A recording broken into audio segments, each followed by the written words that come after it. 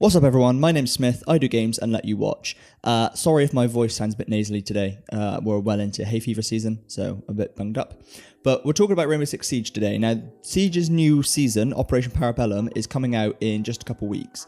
And I thought that I would make a quick tip video just for anybody who is maybe looking to get into this game with the new season or sort of has recently picked up this game and is struggling with the map callouts. This is something that I know that I struggled with in the past, especially because I mostly play solo, and so didn't really have a team around me doing a lot of callouts and stuff like that. But I wanted to be able to know the callouts so that I could use voice comms, that kind of thing, be more helpful with my team. So, the way that this works is pretty simple. It's just a method that I use to learn the callouts for any map. It does take a little bit of time and it is like a little bit of effort, but sometimes you've got to put that kind of effort in if you want to improve at something. So what I will do is I'll go into a custom game on a given map and I'll go on attack, and you'll see basically me kind of going through this process fairly quickly in the video, but really you can just listen to this to get the idea. So you go into a custom game on the given map that you want to learn. You pick Sledge on attack, right? Because he's got the hammer, he's able just to open up loads of soft walls and breach his way through. And then what I'll do is I'll run around every room in the map, and at the bottom, next to your compass, it'll give you the name of that room. And then what I'll have open my computer next to me, or get a laptop or a tablet, whatever you have, and I make a Google Doc spreadsheet, and I list down the names of all of the rooms in that map, okay? So then once I've done that, on the defense round, what I do, I tend to make a custom game with 2 rounds, just one on attack, one on defense. So I go through a Sledge, and then on defense rounds, I tend to pick Kavira for this because she's a 3-speed, she's got impact nades and a shotgun, which makes this whole process a little bit easier. So the first thing I'll do as soon as I get on a defense round is open up my camera. And as you cycle through the cameras on the map, again, at the bottom, it will tell you where they're located. So I'll go back through my list of rooms that I've noted down from the attack round, and I'll highlight green any rooms that have a camera in them. And then what I do once I've done that is I'll take my defender, like I say, usually Cav, and I will, starting at the top floor of any given map, I'll run around the whole thing, find any hatches that are on the floor in that top floor, and break them open.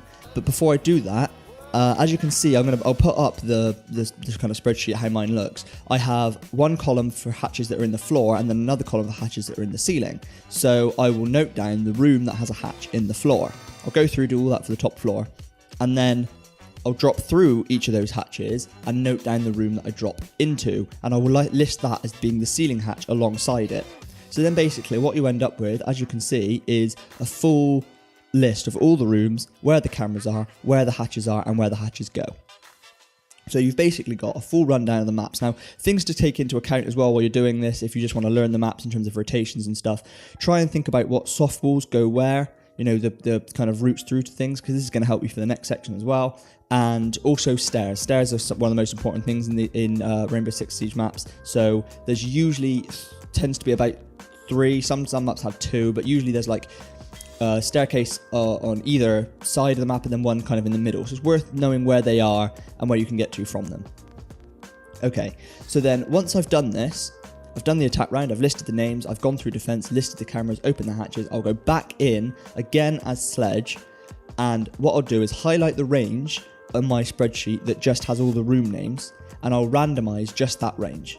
And then from there, that'll just give me an order with which to run through the map. So I will go first to whatever room is on the top of that list, and then go from there to the next room and keep going all the way down. Obviously, this is going to mean you're going back and forth a lot, but the idea is, you get in your head what these rooms are. You see, okay, garage on Oregon, you know which room garage is, but also within that, what you're trying to do is take the quickest route possible from each room to the next room. Okay, so that's why you take Sledge, because you can start opening up soft walls to try and work out the best way. You can start using the hatches that you noted down to try and, take out big sections of the map. If you need to go from meeting hall to basement corridor, for example, which I think is the one that comes up in this video, you can see that you just break that hatch and then you're straight there. You haven't got to run all the way around, and you start to get an understanding by this, not only of the callouts and the names of the rooms, but the quickest routes through the maps, which is really helpful, especially if you're roaming and you need to rotate or anything like that. So just a quick one today, but that is what I do to learn each of these maps, I'm going to do the same thing for Villa once it becomes available. And if you're new to the game, learning callouts is a really, really helpful way. And learning the maps in general, having that map knowledge is a really good way to improve at the game, so you don't feel quite so disoriented. And you can also be a little bit more of a benefit to your team. Even if you're still learning the mechanics, maybe you can't shoot that well, whatever. Like, if you can give decent callouts to your teammates, you're going to be invaluable to the team.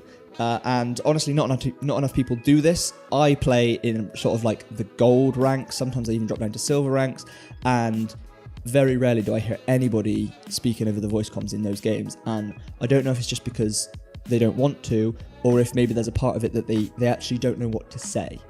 They don't know the callouts for the maps or anything like that. So there you go. That's the video. Hope you find it useful. Let me know if you use this method or if it works for you, or if you have any other sort of clever tricks for gaining sort of game sense and map knowledge on this game. Thanks very much for tuning in, and I'll catch you in the next one. Bye.